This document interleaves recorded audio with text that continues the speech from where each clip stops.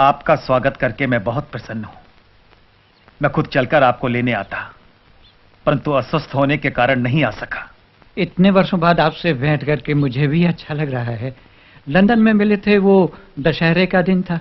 हाँ, तब वहां इंडिया हाउस में भी आपके स्वागत का सुअवसर प्राप्त हुआ था। बहुत समय बीत गया। आपने रत्नागिरी में हरिजन उद्धार का जो काम किया वो बहुत प्रशंसनीय है। हरिजन? हाँ, मेरे विचार से शूद्र शब्द का इस्तेमाल हमें नहीं करना चाहिए। उसकी जगह हरिजन कहना ठीक है। हरिजन तो हम सभी हैं। आप जिन्हें हरिजन कह रहे हैं वे शोषित हैं, पीड़ित हैं। मेरे विचार में जिस जाति व्यवस्था, कास्ट सिस्टम ने उन्हें इस दशा में लाया है उसे समाप्त कर देना चाहिए। नहीं नहीं, ऐसा करने से तो उलझनें बढ़ेंगी। कास्ट सिस्टम में मेरा पूरा विश्वास है। वो हिंदू धर्म से अलग नहीं है। 4 वर्णों में विभाजित ये व्यवस्था हिंदू धर्म का आधार है। वो नेचुरल है और जरूरी भी। छुआछूत इसके कारण पैदा नहीं हुई। वो तो हिंदू धर्म के माथे का कलंक है, उसका अंग नहीं। अगर वो हिंदू धर्म का अंग नहीं तो कलंक कैसे बन गई?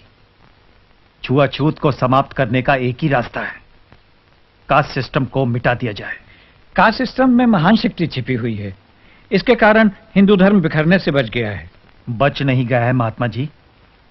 कास्ट सिस्टम के कारण हमारा धर्म, हमारा समाज समाप्त होने के निकट पहुंच गया है।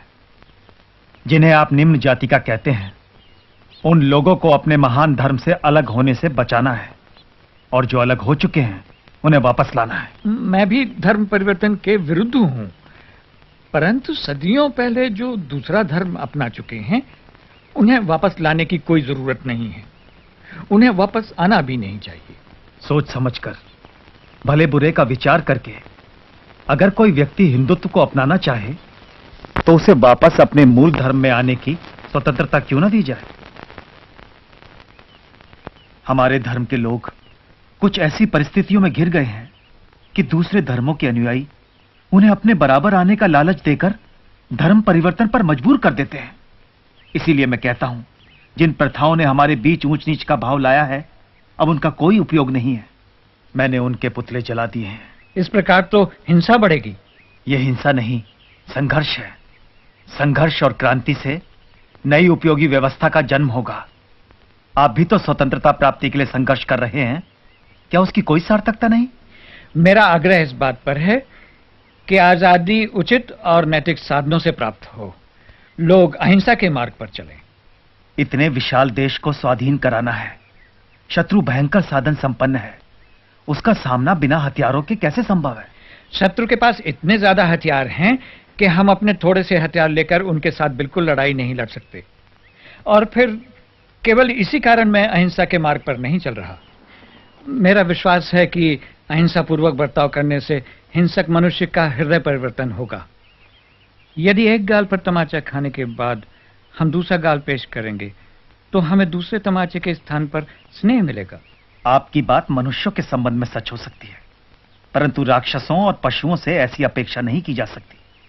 जिन हत्यारों ने जलियांवाला बाग में सैकड़ों निर्दोष निरपराध लोगों को गोलियों से भून डाला, उन्हें दूसरा अवसर नहीं दिया जा सकता। श्री कृष्ण को अंत में कंस और शिशुपाल का वध करना ही पड़ा। देश की रक्षा के लिए सेनाएं तो चाहिए। संपूर्ण अहिंसा का लक्ष्य असंभव है। महान लक्ष्य चाहे कितनी दूर हो, उसे सामने रख करके ही हम उसके निकट कहीं पहुंच सकते हैं। हमें उसकी ओर चलना है, उसी ओर चलना है।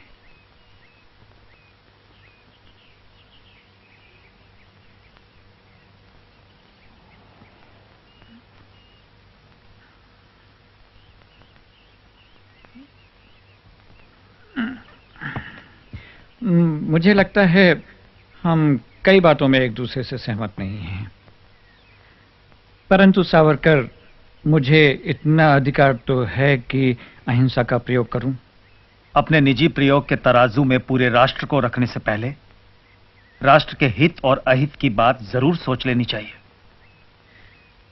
मुझे आशा है हम फिर मिलेंगे और बातें करेंगे।